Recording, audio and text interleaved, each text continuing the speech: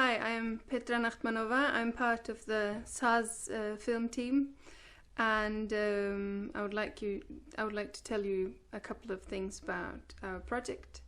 First of all, how did we start off?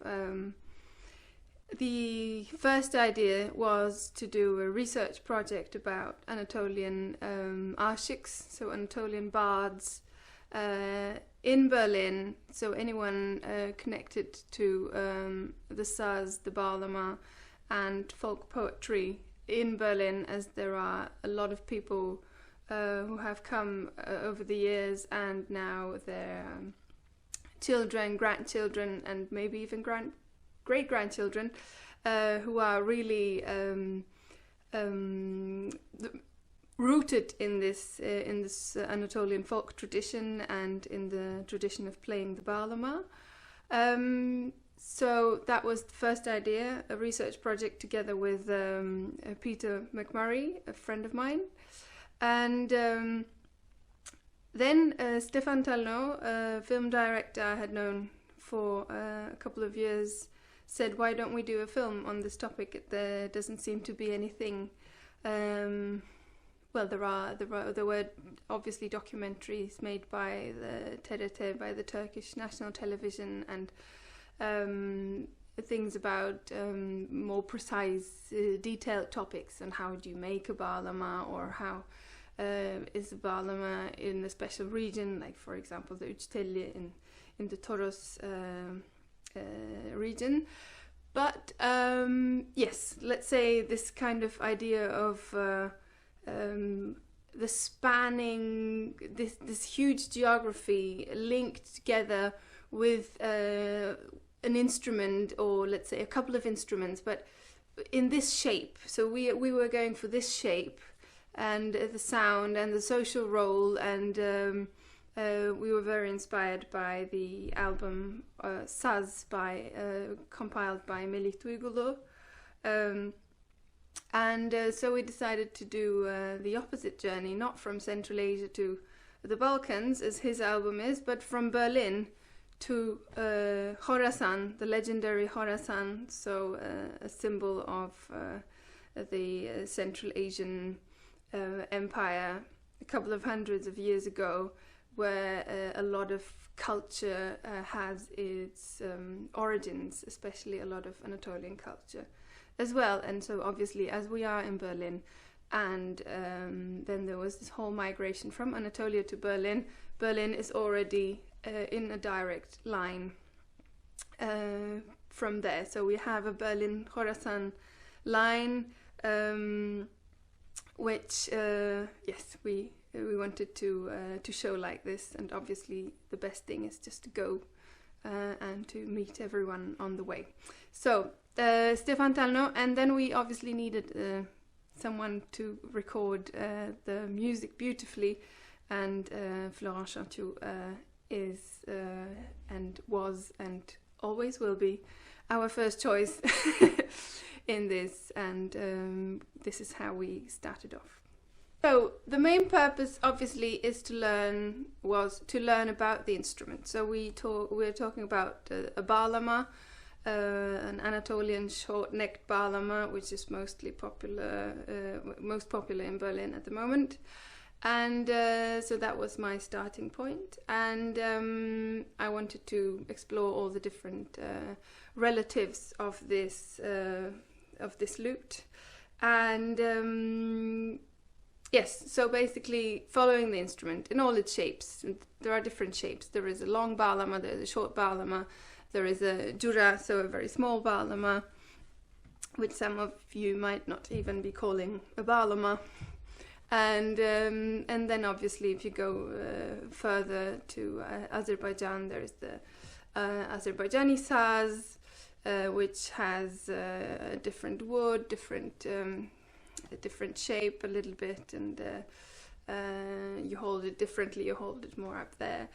Then in Iran you have the Kurdish tambur.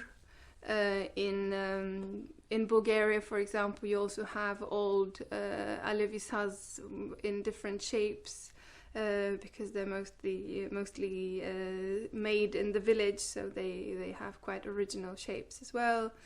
And then when you go to Khorasan, you have first, before you enter Khorasan, you have the Turkmen shape of the Turkmen dotar, then you have the Khorasani dotar, and so on and so on. So there is millions of things.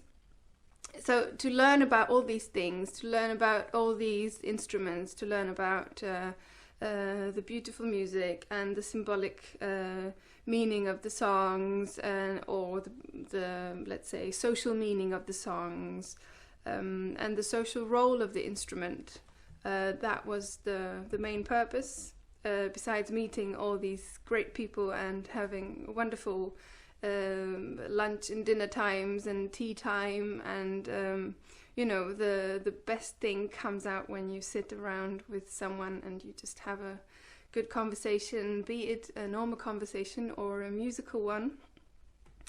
Yes, and obviously learning about yourself. So when you are on the way, you learn about yourself. You're on the road, you can think about all the impressions you get every day. And we were on the road for about 3 months, so that's a long time. And this is obviously something that rests till the end of your life, all the effects of this journey.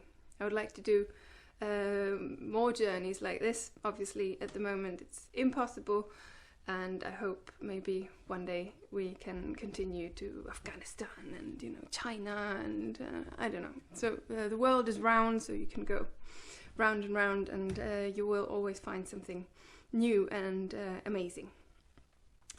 And obviously if you're privileged enough to be able to travel everywhere with no visa, and or you can afford the visa and you can afford the travel costs. Quite an important point to make, as not everyone is able to do so nowadays. So the main point, to learn about the topic, to learn about the music, to learn about the people, and to learn about yourself. What is there, what else is there to learn? I think it's endless, so anyone who will go on a journey will discover more than he expected. Yes, maybe just a couple of words about tradition and community and memory and things like this. Folk music and certain folk traditions are not equally alive in all the places of the world. I think Europe has one of the poorest records of folk tradition alive.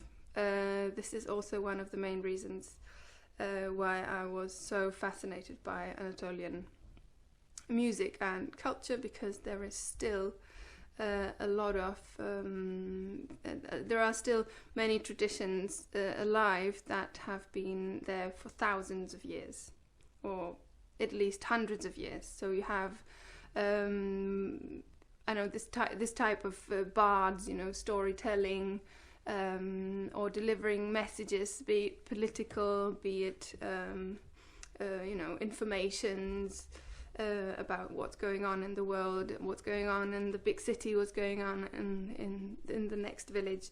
All these things are part of the tradition of bards, and we had this in Europe as well. We obviously lost it a longer time ago, but in Anatolia we can still feel it. It's also losing its power and its impact. Maybe until the 80s there was a serious effect. A very important part of this tradition was still alive, and now it's kind of going down as well. So this is one of the reasons to have a look at it now, to preserve it. By preserving, I don't mean to put it in a box and have it like in a museum, but to see how it works. What is it for? How does it live? What can we learn from the people who are still living this tradition? We met over 80, maybe 90. Sometimes it's very difficult to really count them, but around 80-90 musicians during our journey, and so there's a lot of music recorded. Not all the music made it into the film, because the film is a limited format, so you cannot put everything in. But a lot of the songs that we recorded are we decided to publish in the SAZ collection. So thanks to Stefan and Florent, who made a huge effort of archiving, recording, classifying all these musical pieces. We have the SAZ collection on YouTube, where you can watch and listen to all the songs that we have recorded on the way. Some of them are played by me, but mostly, obviously, they're played by the artists we met on the way. So, internet, digital, yes. So far we have been, with our film, we've been on TV, we've been on the internet. Any physical copies, like DVDs or CDs, we decided not to do, because the market is not really there. I mean, obviously we were thinking if people really want it, we can make a physical thing for them to have as well. But so far we have not seen the necessity, because everyone is really online and using things and watching videos online. And analog, yes, I mean, it would have been wonderful to have a really interesting, original analog recording as well. But I think, yes, we have stayed more or less digital for this project. Let's see what happens in the future. I think, as I said before, a journey of 3 months always has a huge impact on you, unless I don't know what you do, but this is really an important time span, especially if you're meeting new people every day and playing music with them and listening to them and learning a lot of new things.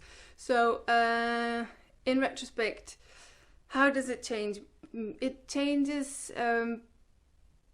well, it kind of makes you more,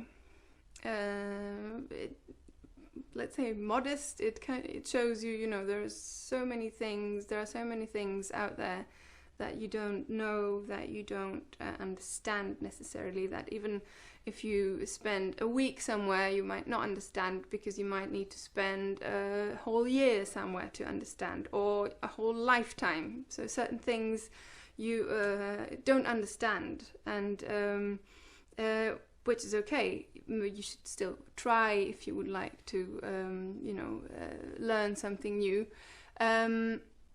So yes, it teaches you that you are a human. At least that was for me my little lesson when we got to Khorasan. I just realized, oh my God, there is so much, and you cannot grasp everything because you are just a human. And so don't be flying up there. Come back down on Earth and see what you can. Let things settle a bit. And now I think things have settled a little bit for me, and I feel the need to play and to sing and to create by myself as well, to see also what is not only outside but also on the inside, to look a bit on the inside. So the longer I've traveled, the more I had to realize that I needed to stop for a minute and reflect on everything. And as we are now trapped in our homes, mostly, obviously, if we get a free moment, that's what we can do now. And I hope everyone is coping the best possible, and I hope everyone is staying healthy as they can. And I'm very aware that there are difficult situations for people around the world, and I would like to, yes, maybe reflect on the general conditions that people live in, because obviously when you're traveling and researching music, you also see how people live, and you can reflect about wealth distribution. You can reflect about justice and all sorts of things when you come back to your home in Germany, and yes, important reflection to make. We have been talking about SAZ film, about a SAZ festival. Now, obviously at the moment it's very hard to organize something, but with the help of Ludwigsburger Festspiele in Germany, we will have a small SAZ festival, a very small one unfortunately, in June, hopefully, if the conditions allow. But I would like to see a bigger SAZ festival, either in Berlin or in Istanbul, where I can invite all the wonderful artists we have met on our way, and play together, see for them, see how they meet together, also with their different forms of the SAZ. I just call it SAZ in general, as SAZ means instrument, and it usually refers to the bağlama in Anatolia, but in Persian it just means instrument. So yes, I call it the instrument because it really is the instrument. It's the basic thing that you express your emotions with in a huge geography. So by this I mean the dotar, I mean the tambur, I mean the bağlama, I mean the Bosnian saz, I mean the Albanian çifteli. So there is, this is also why we call the film SAZ. So yes, so it would be wonderful to see a SAZ festival. I have big dreams, but at the moment it's very hard to say what will be possible. And about a solo album, I have been working on it for the last year and a half, maybe even a bit longer, and I'm not really satisfied. I'm still in the process of reflecting, and it's coming, but it's coming slowly, because there is no way to hurry, and no point to hurry either, but believe me, I will be there with something at some point, and I hope you will like it as well. Thank you for watching, thank you for listening, and enjoy our movie. I am here speaking for Stefan Telno and Florent Chantiouf, and for myself, so for the three of us, the core team. And yes, thank you very much.